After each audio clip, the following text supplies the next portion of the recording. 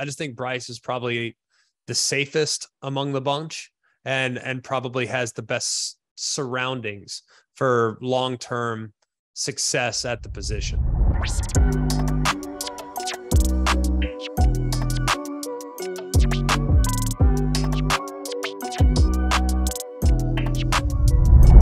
Hey guys, welcome into BVM Sports Insiders. He is former Alabama national champion QB and of course ESPN's college football analyst. We are so excited to have Greg McElroy.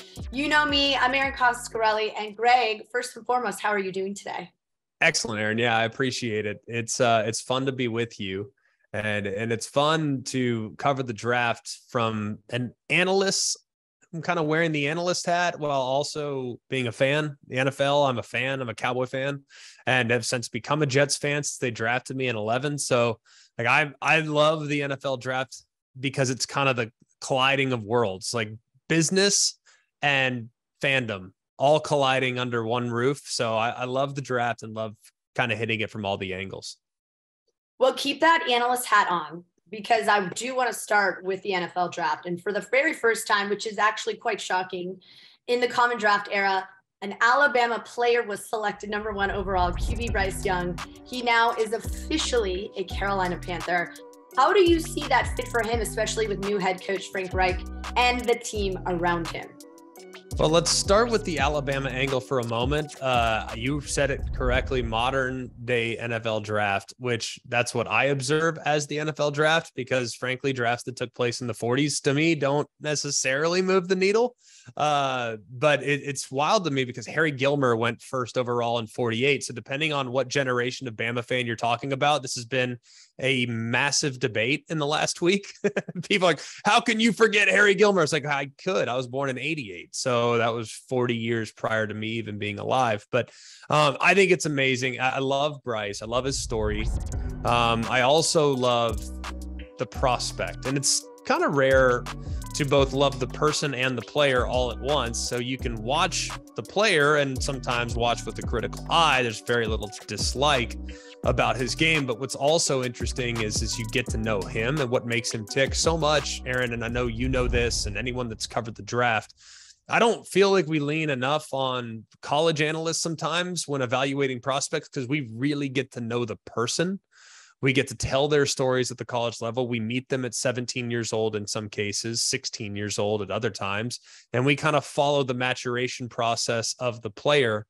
And Bryce Young, from the second he stepped on the field at Alabama in 2020, you could just tell there was something different about the guy. Edge, chip on the shoulder, tremendous work ethic, a guy that studied like crazy, that had great instincts, but also never snapped the football without answers to the test. And oftentimes in college, if you're thinking about being drafted in the top 5, top 10, you can just out athlete pretty much everybody you play against. You're the best player on the field and you're going to be able to beat them.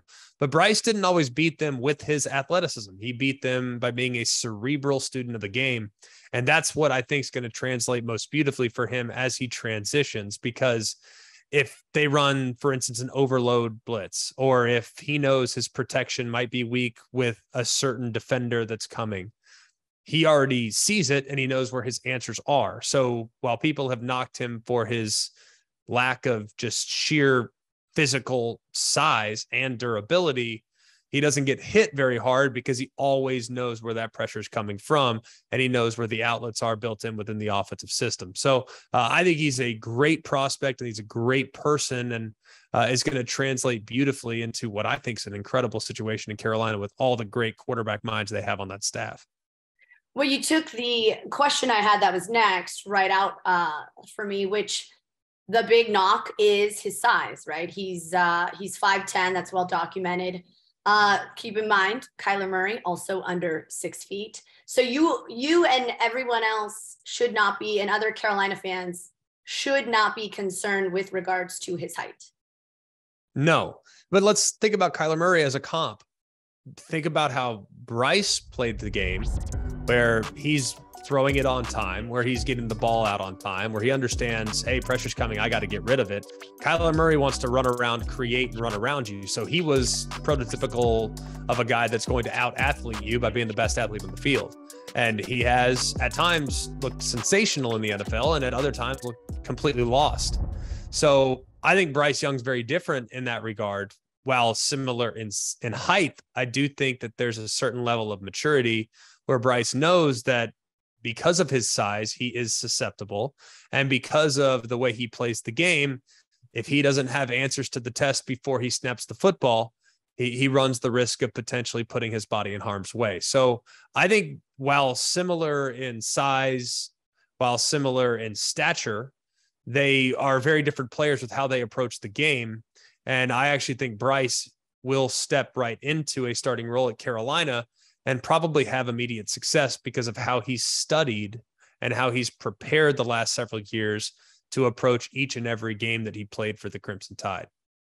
Yeah, and that's an interesting take from you because, like you said earlier, as an ESPN college analyst, you may have your finger on the pulse a little bit better than the guys who are covering, specifically the pros. So it's an interesting take with regards to your thoughts on his maturity. Well, now with regards to his maturity, you have a very mature QB already on the roster in a guy like Andy Dalton.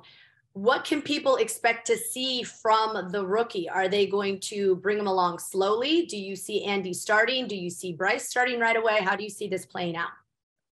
I think it's a little bit circumstantial. I've known Andy since I was 16 years old, and we played each other in the state championship game in high school. So we go way back. We were on the same Senior Bowl team. We played together in Cincinnati for a year in 2013. So I've been around Andy for a long time and love so much that one, he's continuing to play the game going on year 13, has had a tremendous career up to this point, and is still a very capable starter in the NFL. Now, is he going to ultimately at this stage of his career win you a Super Bowl? Probably not without some ridiculous season in which he goes on an absolute tear. That's probably not going to happen. But Andy is not a guy that has a huge ego. Andy is one of those guys that wants, what's good for the goose is good for the gander. That's his mindset. He is selfless. And I know that he'll be the ultimate professional in helping teach Bryce how to become a pro's pro, right? And Andy's been that way, whether it be as a starter or a backup at every stage of his career. So I am really, really happy that Bryce is going into a situation where he's going to have a mentor that understands what it's like to step in as a rookie and start on a team that was going to immediately be in playoff contention, which I think Carolina, given the state of the division, very much going to be in the mix there. A team that might be, 7-10 might make the playoffs out of the NFC South this year. So I think would it surprise me if Andy's the starter day one? Not at all. But it would surprise me that if he didn't give way at some point to Bryce immediately in the future, knowing that Bryce is prepared, I think, because of the offense he ran under Bill O'Brien, who's now back in the NFL as the offensive coordinator for the New England Patriots. He ran an NFL system that requires and puts a lot on his shoulders in the pre-snap to set protections, to give freedom with how you want to signal routes, or if you see something, you can check to this. If you see that coverage, you can go to this. That offense is designed to give the quarterback answers, and more often than not, Bryce had the correct answer every single time he snapped the ball. So I think Andy could very well start the season as the starter. I wouldn't be surprised if he did, but at the same time, I mean, this is Bryce's franchise, and I think they'll probably give him the keys to the car sooner than you might think. You're right. Definitely an interesting take right there. Let's play a game, a rapid fire game. I'm going to give you a name of the other quarterbacks selected at the top of the draft, and you tell me what kind of fit you see this QB playing with their respective NFL team. Ohio State, CJ Stroud. He was selected number 2 overall by the Texans. I love CJ Stroud as a thrower, and I had questions about CJ Stroud about whether or not he can improvise, whether he can make off-schedule plays. Oftentimes his receivers had such massive separation that it didn't require insane pinpoint accuracy because the receivers were so wide open. But I kind of came 180 in my evaluation of him as a prospect when watching the Georgia game in person. We actually called that game on the radio. So watch that game in person to see how he moved effortlessly in the pocket while still keeping his eyes downfield, how he threw guys open, how he anticipated throws, how the pocket didn't always have great integrity, and he had to move and adjust and make those crazy chaotic plays. So that game in and of itself completely changed my opinion of him as a prospect, because so often in the NFL, you're not throwing from a clean pocket. And almost every time he dropped back at Ohio State, he was throwing from a clean pocket. So it showed to me that he could do that. And I think he steps into a situation that is advantageous. You get a new coach, a guy that I know well, in D'Amico Ryans, who I think is going to understand how to bring him along. Not that he's going to be super hands-on with the starting quarterback, but I do think that it was the right move to take him at 2. If you have your guy at number 2, don't trade that pick in favor of maybe getting more down the road. Take the guy that might lead you into the future. So I was glad to see him come off the board where he did. Florida's Anthony Richardson goes to the Colts at 4 overall. Highest ceiling in the draft. I don't know if I want to say of any position, but probably pretty close to it. There are not a lot of guys that are blessed with the physical gifts that he's blessed with. He is very fleet of foot. We called 2 of his games last year, one against Kentucky, and he looked god awful. He was awful, absolutely awful in that game. And then one against LSU, where he was pretty good. Didn't win the game ultimately, but did some nice things in that game that kind of showcased his athleticism. He's really accurate, but he does occasionally force the ball. He can push the ball down the field with a big arm, but does occasionally throw it a little bit too far. I think he's got decent touch, but he's a guy that just needs reps. He has not started a ton of games, but if you're going to bank on upside in this draft, he is without question the guy that you want under center for the near future. So I think in a perfect world, he'd get a redshirt year, but also at the same time, like I said, man, he's a guy that just needs to play, because he has not played a ton up to this point, and playing a whole bunch of football between now and when his contract's up in 4 years before the option would give you the best assessment of what he ultimately might be long-term. So I'd love for him to redshirt. I think it'd be great for him, but I think throwing him out there into the fire might give you a better sense of where he ultimately might get to. Will Levis out of Kentucky, surprisingly, he fell to the top of the second round. He went to the Titans. Your thoughts on him? It wasn't crazy surprising to me. I thought that you listened to some of the draft analysts and what they were saying about Will Levis being top 5, he might even go in the top 2. It's like, I just didn't see it. If you watch his tape from 2 years ago, when he had a really nice year in 2021, it didn't warrant a selection in the top 5, top 10. Now, is the upside there? Maybe, but not like Richardson. I mean, not even close as far as the upside is concerned. Now, he's got naturally strong arm.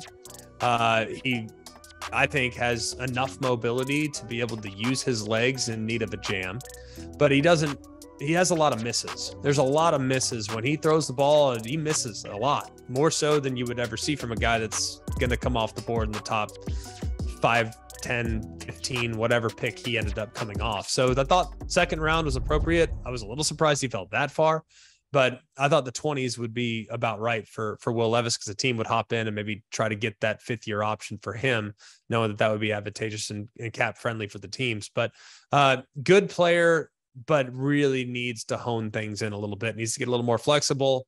And I also think too, from a decision-making standpoint, he needs to be a little bit better there. It takes a lot of hits.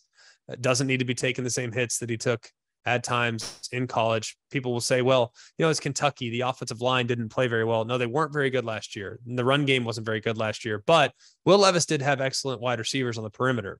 People wouldn't necessarily look at the wide receivers at Kentucky traditionally and say that's a difference-making group. That group last year, pretty dang talented. And the year before that, Wan'Dale Robinson was on the team, pretty dang talented. So he's had guys around him in the past, but it's been really inconsistent. So there are bright spots and there are very, very scary spots from a coach's standpoint, from an analyst standpoint. But I think he went to a good situation, assuming they still have a couple more good years with Derrick Henry, and they're still going to try to lean on running the football and probably work him into the mix at some point in the next year or two.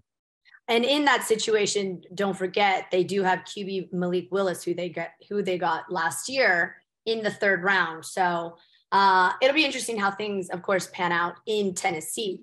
But big picture wise, of course, of all of the top rookie QBs, who do you project 5 years from now having the most success? And also, of course, keep in mind, not just the talent at the QB, but the respective team and system and situation they're going to. So who of these matches do you believe in 5 years has the most success? I think the best situation for quarterback development is in Carolina. I mean, starting with the head coach, OC, quarterback coach. I mean, everybody with tremendous pedigree of having either played or been around or understanding what it takes to develop a young quarterback from scratch. So I also coupled that, the situation, ownership, everyone else that's kind of in line. It does feel like there's alignment in Carolina with what they ultimately want to become. You look at where Bryce is at and how far along he already is. I think, like I talked about earlier, I think he already has played like a pro in college. So I can see that being a slightly easier transition for him than maybe for the aforementioned 3, being Levis, Anthony Richardson, and CJ Stroud, all of which are very talented guys. I just think Bryce is probably the safest among the bunch and probably has the best surroundings for long-term success at the position. And we'll have our producers clip off this clip, and we'll come back in 5 years and see what your take is. It feels pretty safe though. Yeah. Like I know usually I would say, well, Will Levis is a major question mark. Anthony Richardson, major question mark. Both have really high ceilings, but also both have really low floors. CJ Stroud has a higher floor than the other two and a high ceiling as well. But I do still have my question marks about some of the things that we discussed, being able to process, being able to get in and out of plays, make adjustments, fix protections, all those other things. I just think the offense and the way the offense translates from college to pro, there might be a little bit more of a learning curve there than for Bryce. So I think it's pretty easy to narrow it down to 2, but if you had to kind of pick between Stroud and Bryce, I would lean towards Bryce just a little bit. Bryce Young is the 3rd Alabama QB drafted in the 1st round over the last 4 years. Of course, you have Mac Jones and Tua there. Who do you believe is the next QB up for the Tide? Well, it's difficult right now because it's a 3-headed monster that's competing for the position. You have Jalen Milroe, who, for those that are watching that are NFL fans, his skill set is very similar to that of a really young Jalen Hurts, where maybe just a little bit inconsistent throwing the football, but as a dynamo when you get the ball in his hands. However, he's a 3rd-year player. Jalen Hurts started as a true freshman, so you would think that his passing development would have improved significantly from the time he got on campus to where he's at now. That step hasn't really happened yet, but he's dynamic with the ball in his hands. You move next to Ty Simpson, better athlete than you might think, but good thrower, accurate thrower, probably in line with at this stage of his career, a Ryan Tannehill, where he's going to be solid. He's going to lean on the run game. He's going to lean on the people around him. Can be a difference maker if given the opportunity, but probably not going to be a complete game changer at this stage of his development. He's a redshirt freshman. And then the other guy that recently entered the mix is Tyler Buchner. Tyler Buchner's transferring down from Notre Dame. When he's been on the field, there have been some bright moments, but there's also been a lot of inconsistencies. He's had a handful of interceptions. His touchdown interception ratio in short order has not been very good. And he's been injury prone. He had a knee injury in high school. He also had a shoulder injury this past year, has had an ankle injury in the past. And in addition to those injuries, he missed his entire senior year of high school due to COVID because he's from California and they shut down high school sports that year. So he just hasn't played a lot of football. So he's got natural ability. He's really talented. He's just really raw. And the decision-making process isn't quite where it needs to be just yet. So it's going to be interesting to kind of see how they divvy up the reps from this point forward to see ultimately who takes the starting job for the Tide. But it's anybody's guess as to right now. And even someone with their finger on the pulse and someone with a lot of contacts in Tuscaloosa, nobody can clearly tell you exactly who that guy's going to be. Nick Saban, Obviously, a lot of success there in Alabama. His SEC rival and former assistant, Kirby Smart, and his Georgia Bulldogs, they've won back-to-back national championships. Do you believe, Greg, that Alabama's done enough to get back on top this coming season? I mean, the thing is, the margins between all these teams are so razor thin.